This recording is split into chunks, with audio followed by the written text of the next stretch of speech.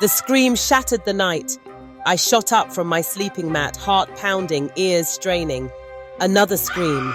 Outside, voices rose, some fearful, others hushed with urgency. I grabbed my lantern and pushed the wooden door open. The village square was alive with movement. Women clutching their wrappers, men rushing with lanterns toward the road, whispers thick in the air. I followed, my steps hesitant, my mind already guessing what had happened. Then I saw him. Chike's body was sprawled beside his motorcycle, his lifeless eyes staring at nothing. Blood pooled around his head. The air smelled of dust and iron. Someone muttered under their breath. "It's happened again." I turned. At the far end of the street, standing in the doorway of her house, was Adanna. She wasn't crying. She wasn't moving. She just stood there watching, her face pale in the moonlight. Then the murmurs began. She is cursed. Every man who loves her dies.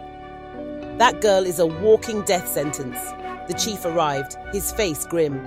"Take the body away," he ordered, "and someone keep an eye on her. She cannot leave." Adanna took a slow step back and disappeared inside. I stood frozen, my breath trapped in my throat. Had the stories been true all along? Adanna shut her door. She leaned against the wooden surface, pressing her hands to her face. Not again.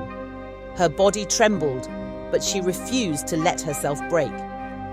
Chike had promised her things would be different, that he wasn't afraid of the whispers, that he loved her, but now he was dead.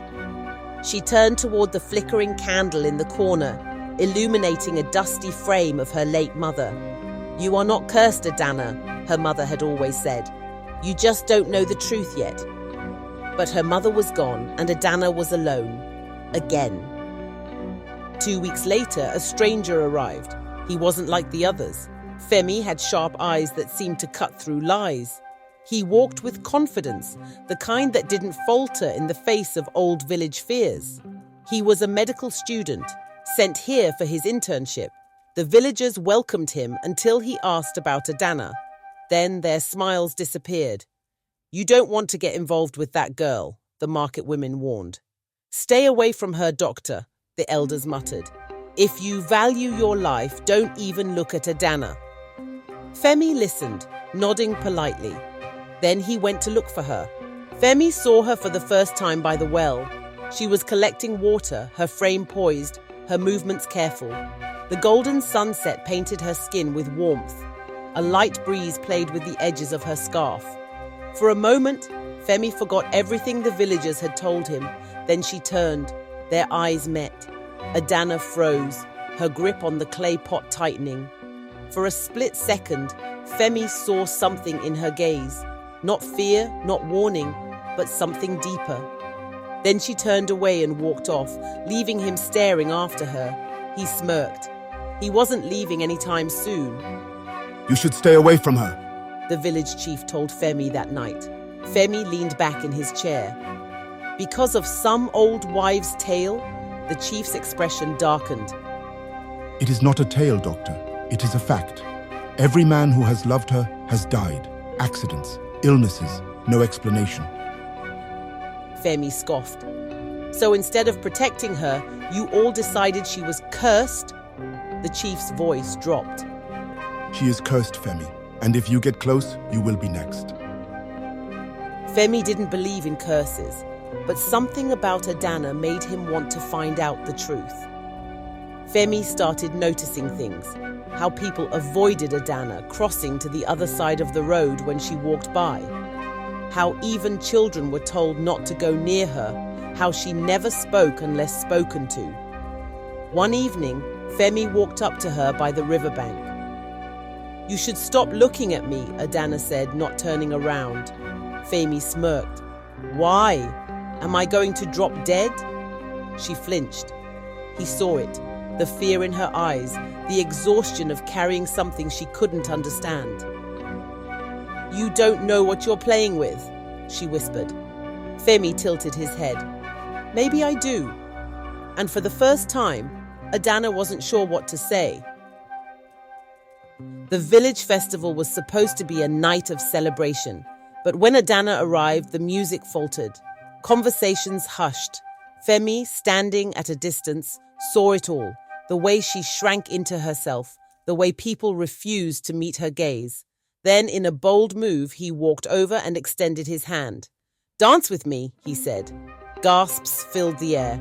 The chief's wife nearly dropped her cup. Adanna hesitated. "You're making a mistake." Femi grinned. "I like mistakes." And just like that, in front of the entire village, he danced with the cursed girl. The village was still buzzing with whispers from the festival when it happened. Femi was walking home, the lantern in his hand swinging slightly, when he heard a low rustling behind him. He turned. Nothing. Shaking his head, he kept moving. Then, a sudden blur. A massive wooden cart came loose from its post and tumbled down the slope, right toward him.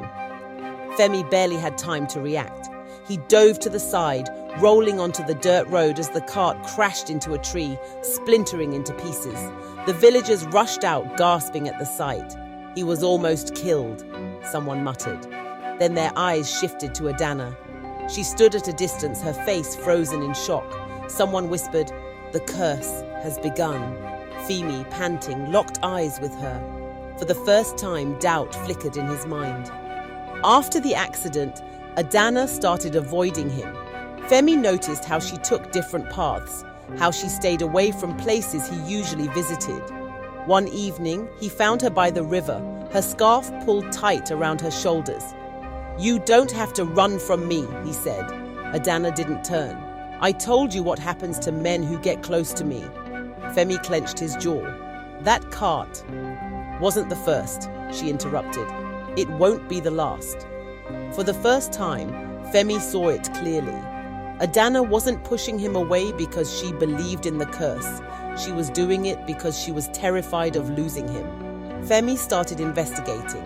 He visited old relatives of Adanna's past lovers. He found letters, conversations, pieces of information that didn't add up. One lover had died in a robbery, but no witnesses saw the thieves.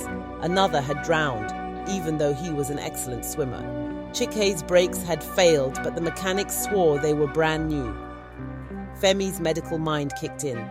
This wasn't a curse. It was a pattern. Someone wanted these men dead.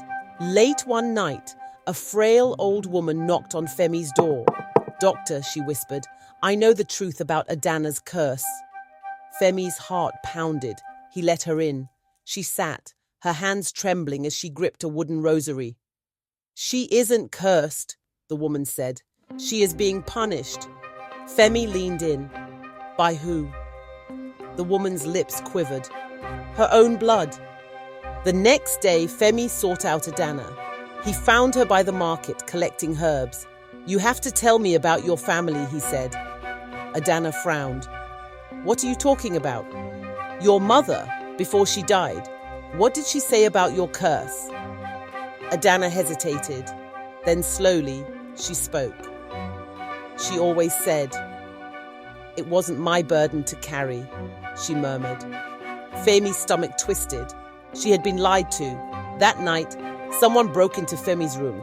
A shadowy figure loomed over his bed, their breathing heavy. Femi's eyes snapped open just in time to see a glint of metal. A knife. Instinct kicked in. He rolled out of bed, crashing to the floor. The knife sliced through the mattress where his chest had been. The attacker cursed and bolted out of the room. Femi chased after them, but by the time he reached the street, the figure was gone. His hands shook. This wasn't just about Adanna anymore. Someone wanted him dead too. The next morning, Femi watched the villagers closely. One of them was a killer. His eyes landed on Chief Okonkwo. The man was watching him. Something in his gaze sent a chill down Femi's spine. Had the village leader known the truth all along? Adanna's grandmother finally spoke. She pulled Femi aside, her voice shaking. "The curse is not hers. It is her father's sin." Femi's blood ran cold. "Her father?" The old woman nodded. "He betrayed someone powerful long ago. This is revenge." Femi sat across from Adanna's grandmother, his heart pounding in his chest. Who did her father betray? He asked. The old woman hesitated. Her eyes flickered toward the doorway, as if expecting someone to be listening. Then, in a whisper, she said a name. Oba Ekwemi. Femi frowned. The late chief? The woman nodded. He was powerful and he was cruel. When Adanna's father worked for him, he discovered something that cost him his life. And Oba Ekweme swore that his family would pay, that no man would ever claim his daughter's happiness. Femi exhaled. This wasn't a curse. It was vengeance, passed down through blood. The next morning, Femi found a strange mark on his doorstep, a symbol drawn in blood. A cold chill ran down his spine. Someone was watching him. You should leave. A voice murmured behind him. He turned to see Chief Okonkwo. Doctor, you are a good man, but this is not your fight. Femi squared his shoulders. If I leave, Adanna will never be free. The chief's expression darkened. Then be ready for what comes next. Adanna couldn't sleep. Her body felt heavy, her mind clouded with fear. Then, in the dead of night, a whisper came through her window. You're next. She sat up, eyes wide. Outside, a shadow moved past the moonlight. She clenched her fists. She was done being afraid. Femi visited an old friend in the city, an investigative journalist named Kunle. Kunle dug into the records and found something chilling. Oba Ekweme's son was still alive, and worse, he had returned to the village. Femi's heart pounded. Do you have a name? Kunle nodded. Odogwu. Femi's breath caught. He had met Odogwu before. Odogwu wasn't just in the village. He was one of the council elders. He had been right there all along. Femi rushed to Adanna's home, bursting through the door. You are in danger, he said. She lifted her chin. I've been in danger my whole life. But this time it was different. This time they knew who the real enemy was. And this time they would set a trap for him. If you enjoyed this story, please subscribe and give it a thumbs up to show your support. We'd love to hear your thoughts or lessons you took away from this African tale, so share them in the comments below. Don't forget to subscribe and hit the notification bell so you never miss another enchanting animation story. And feel free to share this video with your friends and family to spread the magic of AI video storytelling.